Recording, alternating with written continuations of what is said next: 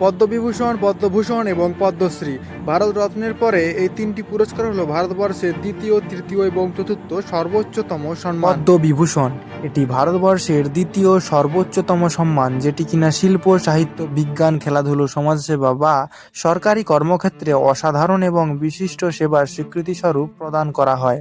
এরপর পদ্মভূষণ, এটি হলো ভারতবর্ষের তৃতীয় সর্বোচ্চতম সম্মান, জাতির প্রতি উচ্চমানের বিশিষ্ট সেবা বা অনন্য অবদানের স্বীকৃতিস্বরূপ রাষ্ট্রপতি দ্বারা এই পুরস্কার প্রদান করা হয়।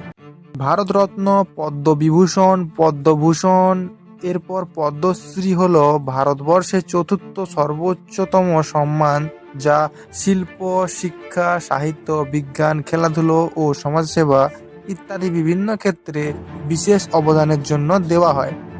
এই পুরস্কারগুলো প্রতি বছর 25শে জানুয়ারির দিন ঘোষণা করা হয় এবং রাষ্ট্রপতি দ্বারা মার্চ অথবা এপ্রিল মাসে প্রদান করা হয়ে থাকে।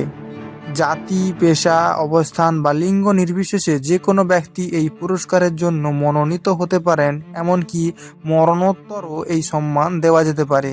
প্রাপককে রাষ্ট্রপতি স্বাক্ষর ও সিলমোহরযুক্ত একটি সনদ এবং একটি মেডেল বা পদক প্রদান করা হয়।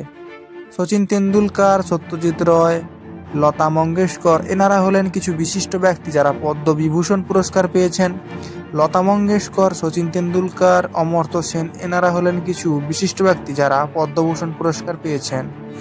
PR শ্রীজেশ, রবিচন্দ্রন অশ্বিন এবং রোহিত শর্মা হলেন কিছু বিশিষ্ট ব্যক্তি যারা পদ্মশ্রী পুরস্কার পেয়েছেন। এবং অরিজিৎ সিং এবং প্রসেনজিৎ চট্টোপাধ্যায় এই বছর পদ্মশ্রী পুরস্কারের জন্য মনোনীত হয়েছেন। তো চলুন, আজকের ভিডিওতে এতটাই। যদি ভিডিওটা একটু ভালো লেগে থাকে এবং ইনফরমেটিভ লেগে থাকে, অবশ্যই একটা লাইক করবেন এবং এরকম আরও ভিডিও দেখতে আমাকে ফলো করুন।